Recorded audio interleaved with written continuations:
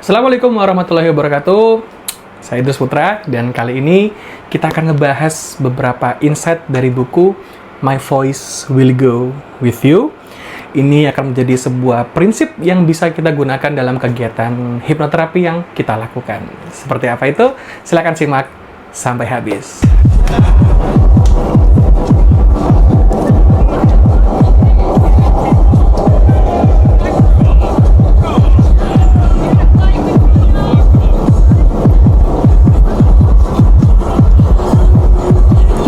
Nah, My Voice Will Go With You ini adalah sebuah buku yang fenomenal, sangat terkenal banget ya bagi kalangan praktisi hipnosis di mazhab Ericksonian, atau yang kita kenal dengan Ericksonian Hypnosis, Ericksonian Hipnoterapi, apapun istilahnya. Yang jelas mengacu kepada hipnosis yang dilakukan oleh Milton Hyland Erickson. Nah, satu hal yang menarik, insight yang saya dapatkan dari buku ini adalah bagaimana Erickson itu menggunakan cerita untuk memfasilitasi perubahan kliennya. Hal yang menarik dari cerita adalah kenapa kok kita perlu menggunakan cerita saat memfasilitasi perubahan klien kita. Jadi, prinsip sederhananya gini, pikiran sadar itu hampir tidak pernah menentang cerita. Dia nggak akan menolak, dia nggak akan melakukan yang namanya resistensi, tapi justru saat kita menggunakan cerita, pikiran bawah sadar dari si klien itu akan senantiasa mendengarkan, pikiran bawah sadar juga akan senantiasa untuk menghubung-hubungkan, untuk mencari dan memberikan makna dari cerita tersebut, sehingga cerita itu menjadi sebuah alat untuk proses perubahan dari klien. Nah, Milton Erickson sendiri, dari banyak literatur yang sudah saya baca, hampir tidak pernah ya kayaknya menggunakan kamu salah, kamu nggak boleh berpikir seperti itu, seharusnya kamu melakukan ini, kamu melakukan itu gitu. Kayaknya nggak ada gitu loh. Atau mungkin saya yang bacanya kurang banyak gitu. Tapi sejauh ini yang saya temuin tuh nggak ada kayak gitu itu. Jadi, alih-alih menggunakan pendekatan seperti itu, Milton Erickson lebih seringkali menggunakan cerita.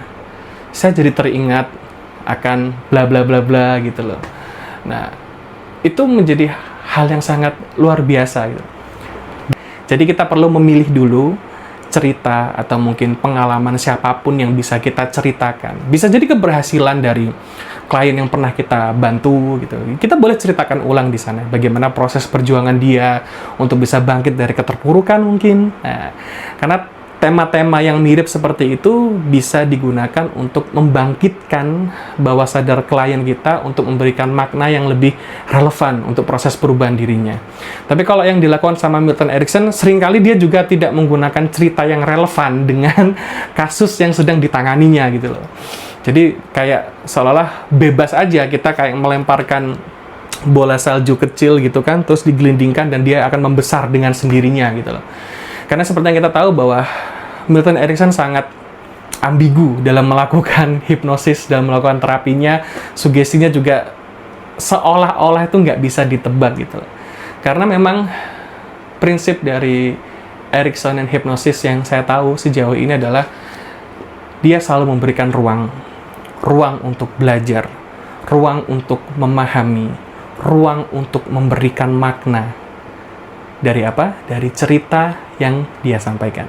Jadi alih-alih menggunakan sugesti secara langsung atau direct suggestion, maka gunakanlah cerita sebagai alat untuk memfasilitasi proses perubahan klien.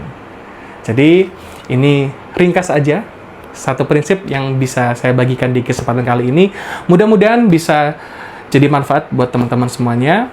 Mudah-mudahan nanti di lain kesempatan juga kita bahas lagi prinsip-prinsip lainnya, insight yang saya dapatkan dari buku My Voice Will Go With You yang ditulis oleh Sidney Rosen. Terima kasih. Wassalamualaikum warahmatullahi wabarakatuh.